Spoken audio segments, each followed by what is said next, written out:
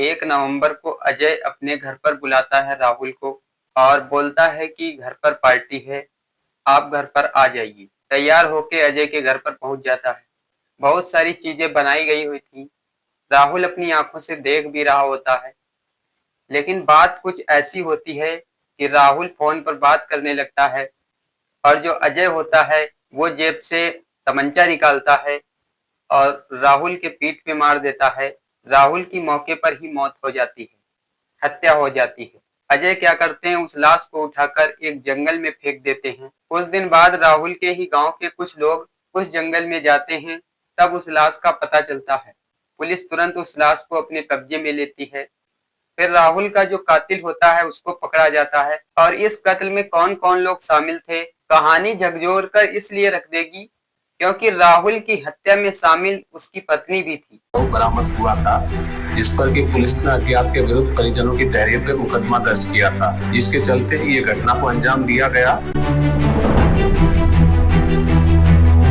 जिस पति को अपनी दौलत वो मानती थी, उसी पति की हत्या करा देती है। आखिर वजह क्या थी, अजय ने आखिर ऐसा क्यों किया, आज किस कहानी में आप लोगों को बताऊंगा।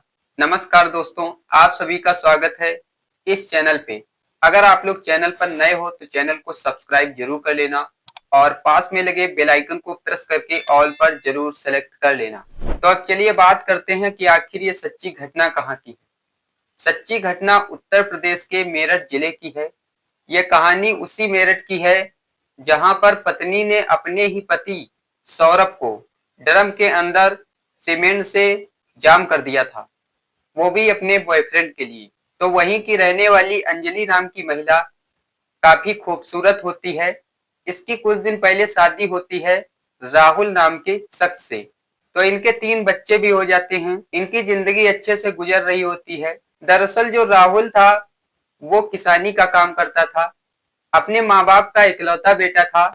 इसके हिस्से में करीब 6-7 बीघे जमीन थी और अपना गांव में रह करके ये किसानी किया करता था। लेकिन इसकी जो पत्नी थी वो काफी खूबसूरत थी। रील्स वीडियो बना करके सोशल मीडिया पर अपलोड करती थी। काफी लोग इन्हें पसंद भी करते थे। अक्सर लोग रील्स वीडियो में कमेंट ये किया करते थे कि भाभी जो भैया हैं आपकी जोड़ी मतलब जमती नहीं है। तो इस तरीके के बहुत सारे लोग कमेंट किया करते थे कि भाभी आप तो काफी खूबसूरत हो, लेकिन भैया जो है वो इतने खूबसूरत नहीं है, आपकी जो जोड़ी है वो सही तरीके से जचती नहीं है।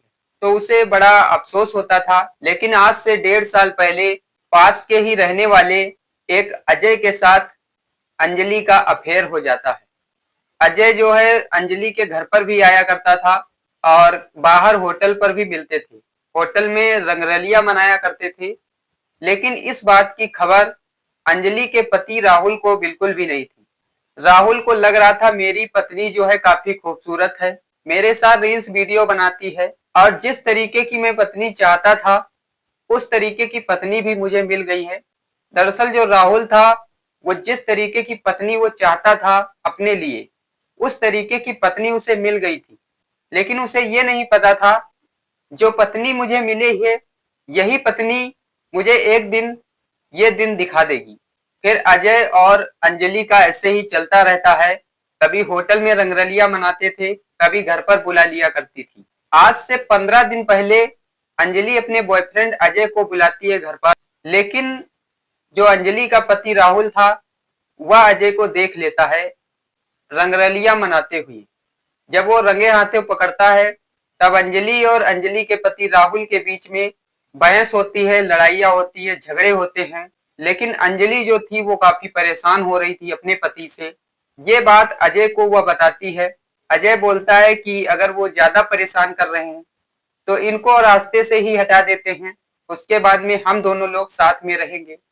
अंजलि को भी अजय की बात समझ में आ जाती है कि अपने पति को रास्ते से हटा देते हैं, फिर अपने बॉयफ्रेंड के साथ सही से रहेंगे, अयाशी करेंगे, रंगरलिया मनाएंगे, जिंदगी अच्छे से कटेगी।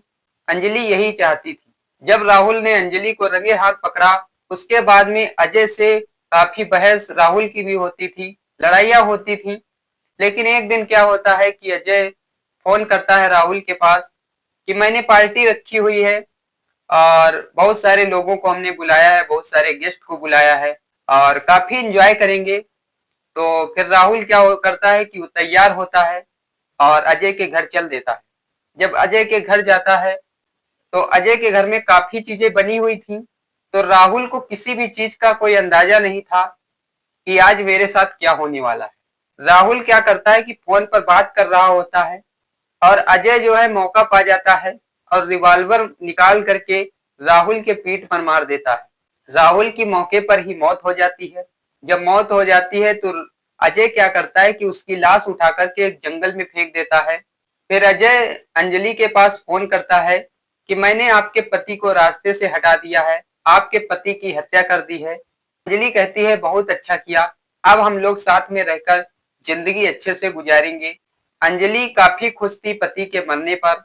जब लाश जंगल में फेंक दी जाती है, इधर राहुल की तो हत्या हो गई, लेकिन राहुल के जो 3 मासूम बच्चे थे उनका अब क्या होगा।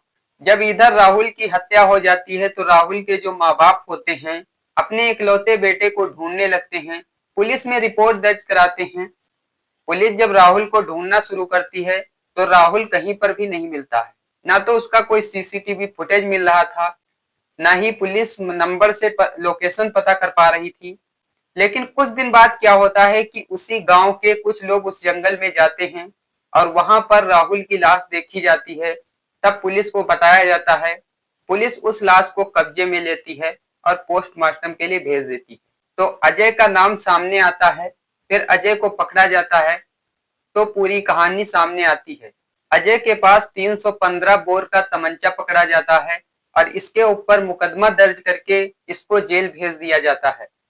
अब सोच कर देखिए कि जो अंजलि अपने पति को देवता और दौलत मानती थी, वही पत्नी अपने पति की स्वयं हत्या करवा देती है। काफी रील्स में अंजलि बोला करती थी कि जो मेरा पति है वो मेरा देवता है, मेरी ही दौलत है। लेकिन अब ऐसा क्या हुआ कि उसी पत्नी ने अपने ही देवता, अपनी ही दौलत को अपने ही हाथों किसी गैर मर्द से अपने ही पति को मरवा दिया। अब अजय की जो जिंदगी है वो सलाखों के पीछे गुजरेगी। अब इस कहानी पे आप क्या कहना चाहते हैं और इस वीडियो को आप कहां से देख रहे हैं कमेंट में जरूर बताइएगा। और चैनल पर अगर नए आए हो तो चैनल को बिना सब्सक्राइब किए मत जाना, अगर आपको अगली वीडियो इस तरीके की देखना है तो इस कहानी को सुनाने का मकसद किसी को परेशान करना नहीं है। इस कहानी को सुनाने का मकसद सिर्फ यही है, आपको जागरूक करना और सुरक्षित रखना। तो आप लोग सुरक्षित रहिए, सतर्क रहिए। तो अब चलिए आपको मिलता हूं मैं नेक्स्ट वीडियो में, तब तक के लिए जय हिंद।